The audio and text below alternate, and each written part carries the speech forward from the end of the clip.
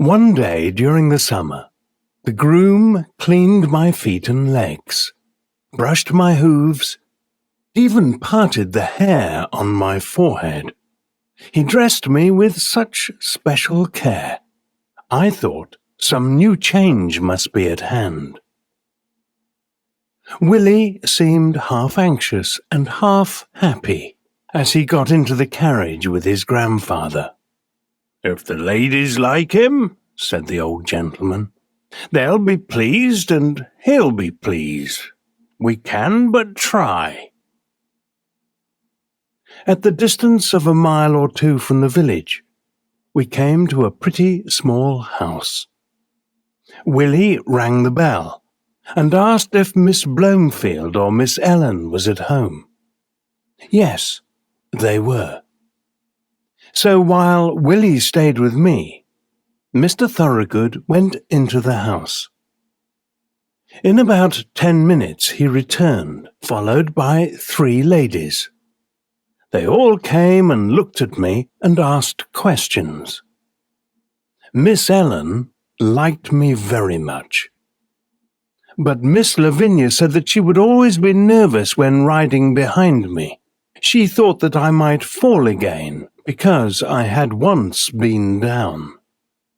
"Many first-rate horses have had their knees broken because of the carelessness of their drivers.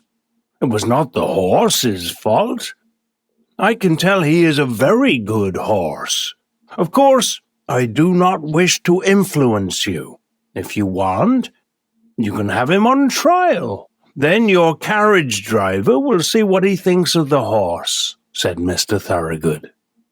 "You have always been such a good adviser to us about our horses," said Miss Blomefield. "Your good words would go a long way with me. If my sister Lavinia is willing, we will accept your offer of a trial, with thanks." It was then arranged that I would be sent for the next day. In the next morning, a smart-looking young man came for me. At first he looked pleased, but when he saw my knees, he said in a sad voice, "I don't think, sir, you should send my ladies a horse with a problem like that. You're only taking him on trial, young man. If he is not as safe as any horse you ever drove, send him back," said my master. I was led to my new home, placed in a comfortable stable, fed, and left to myself. The next day, when the groom was cleaning my face, he said, "That white mark on his face is just like the one that Black Beauty had. He is much the same height, too. I wonder where he is now." Then he came to my neck and saw the little knot in the skin. He almost started and began to look me over carefully, talking to himself. White star in the forehead, one white foot on the offside, this little knot just in that place. Then, looking at the middle of my back, he said, "And, as I am alive, there is that little part of white hair that John used to call Beauty's 3-penny coin.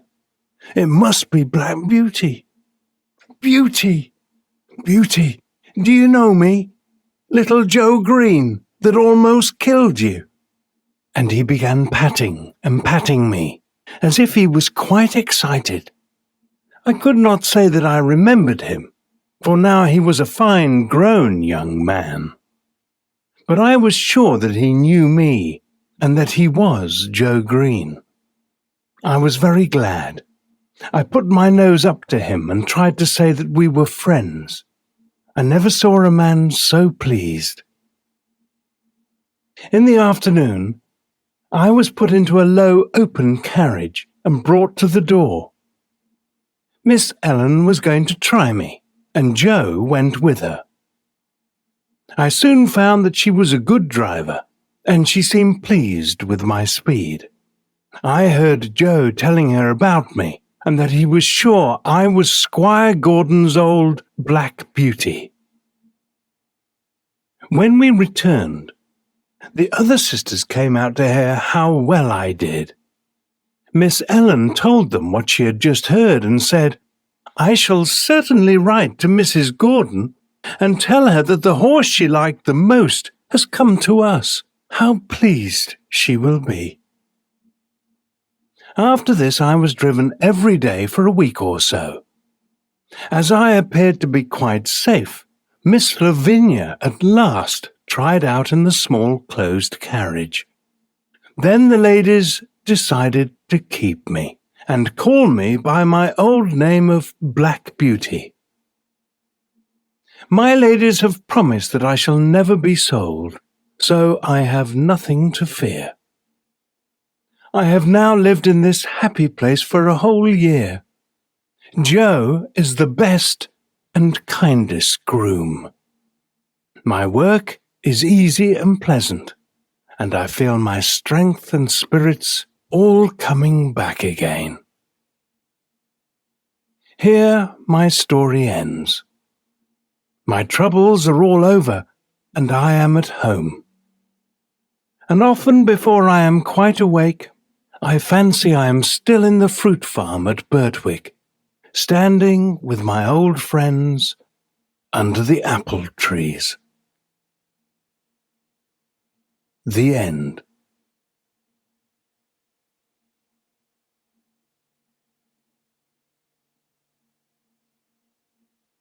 Not.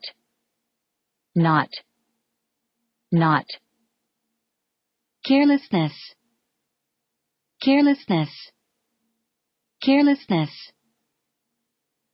Kindest.